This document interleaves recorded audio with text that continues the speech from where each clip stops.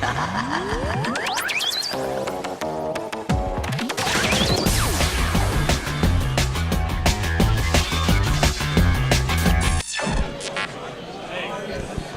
we are at East Bay Comic Con with M.Todd Gallowglas. Nice name, by the way. Gallowglas. Gallowglas. Todd, tell me about the books that you have here. We'll pan them as you talk. The Tears of Rage series is dark epic fantasy about a young lady who frees a god of vengeance from his 1,000-year prison, and as a thank you, he names her his high priest, never mind that it's illegal for her people to worship him. And so we're off and running with adventure and people chasing her and trying to kill her and all the good things that start up. I call it Game of Thrones meets Three Musketeers, because who doesn't like a little swashbuckling adventure with guns along with their epic fantasy? Yeah, I do, for one.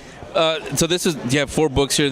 When did the first one come out? The first book came out June of 2011. I've specifically kept them on the smaller side so I can keep my production and publication schedule a little bit faster than some of the other big epic fantasies that have been coming out over the last 20 years or so.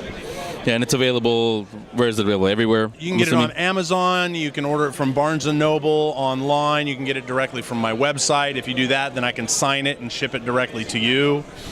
Now, we do want you guys to go out and get it, but no spoilers. Tell us a little bit about it. Where did the story come from? Where did the idea and everything, all that come from?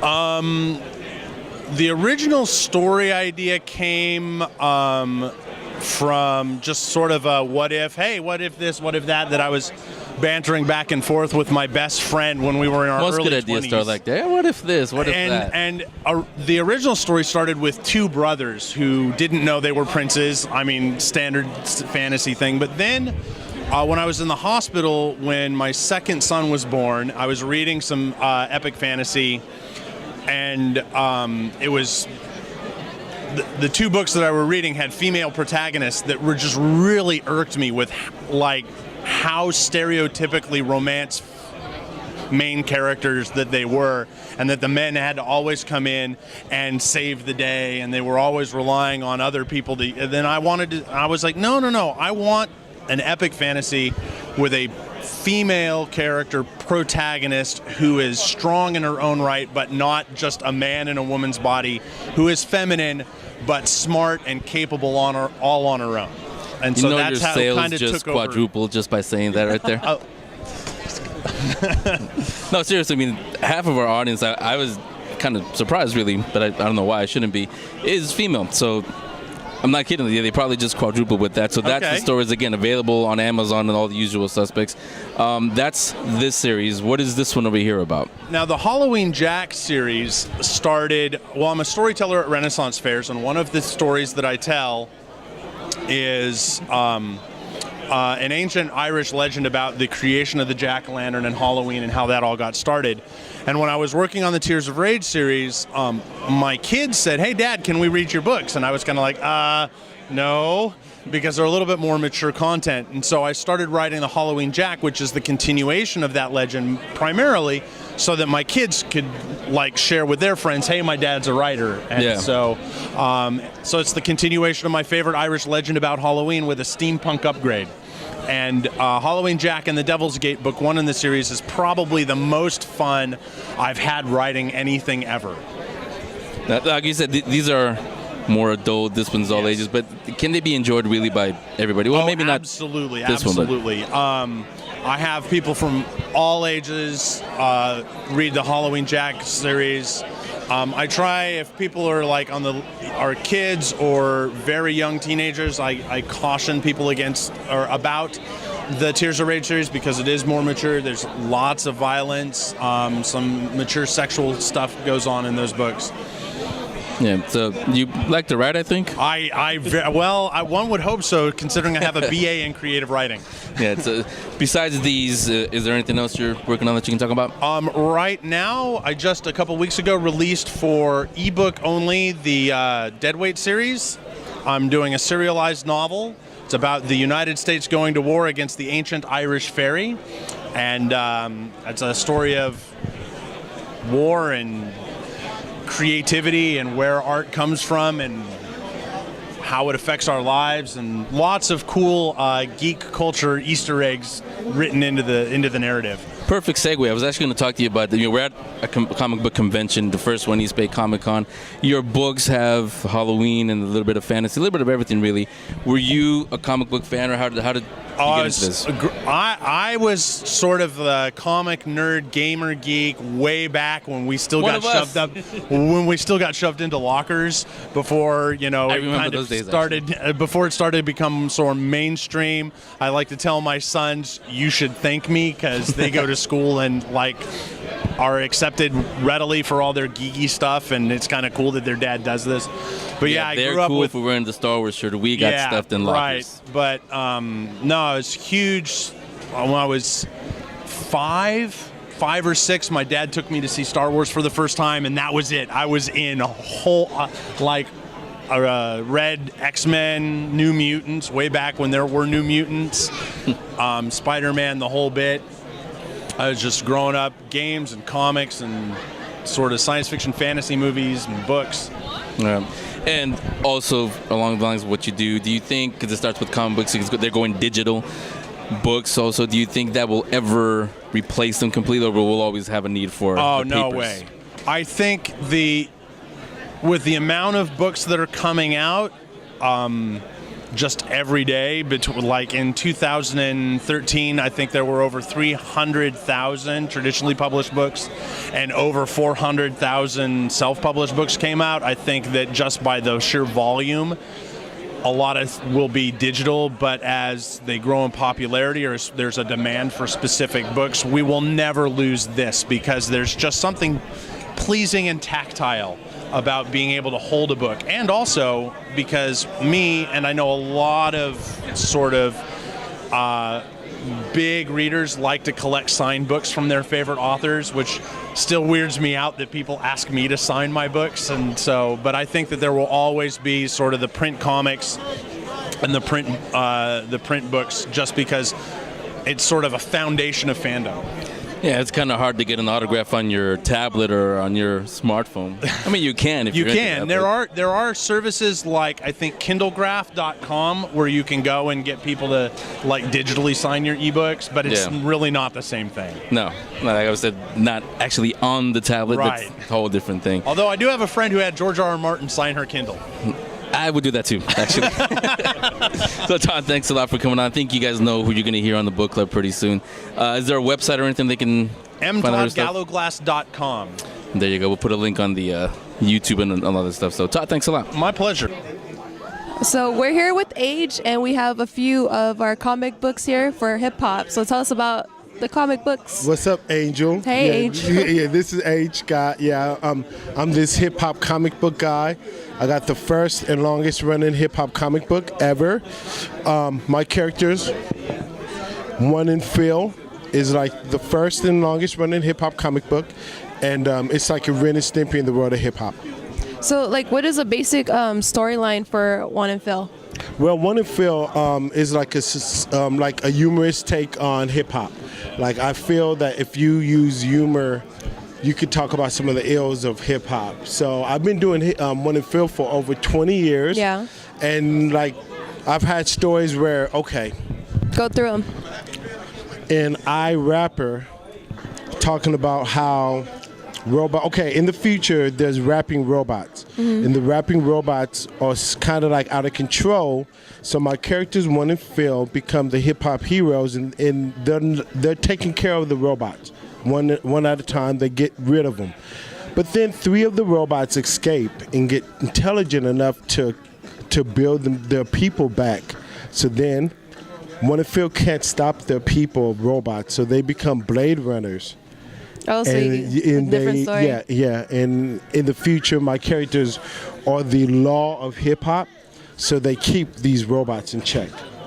But it's symbolic, because how hip-hop's kind of run astray. There's no one kind of holding anyone accountable. How so do you think that hip-hop has run astray? Well,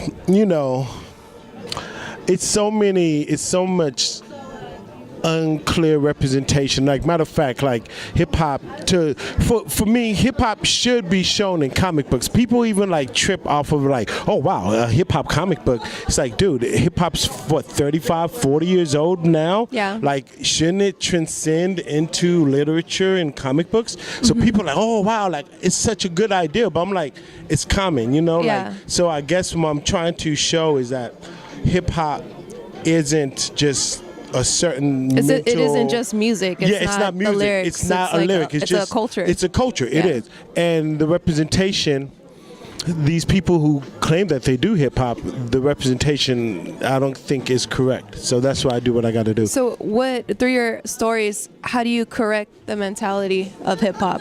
You know, at the end of one of my books, there's always like a chuckle moment, like that's kind of funny, but it's always something to make you think. You know, give us an example of like one of the stories that you kind of like. Okay, well, in Creepy Show. This is Creepy Show. This is my take on the hip hop horror. So I have a story called. What's it called? It's called "It Came to Rep." Help me hold that. It Came to Rep. It Came to Rep. It Came to Rep is is a story about a Frankenstein-like character made out of dead rappers, and then my characters One and Phil. As they're putting together this Frankenstein guy, it's made out of dead rappers. So, it's just a bunch of random dead rappers. But even there's people on the sideline they say, One and Phil, why do you dig up dead rapper bodies in the afterlife? Why can't they rest even when they pass away? And then One and Phil, they say, hey, they're rappers, they're ready to die. Yeah. So since they're ready to die, we're gonna kill them again and again and again and again. And it's kind of like, wow. But you know, like I try to put the mirror to hip hop and point out some of now? Yeah. Well, when I say hip hop, I address it all from like then to today. So yeah. I'm a big hip hopper, so I'm trying to like cover the whole spectrum of hip hop. So who are you trying to, besides people that listen to hip hop or might be inspired to hip hop, who is your demographic for these books? You know, are you trying to reach everyone, or you know, how did I even get started? I mean, I'm nothing but a kid who grew up on comic books, but the comic books didn't grow up with me. Yeah. So I'm really, you know, pound for pound, my book is aiming for that cool teenage person, you know what I'm saying? Like, my book isn't the most popular and it's not the most, I don't know, zombie-fied or superhero-y, but it's definitely the coolest, the most original concept on paper right now. So I'm the cool guy. That's cool. I'm the cool guy, yeah. So what are your hopes for people that read your book later on? All of your different books you have.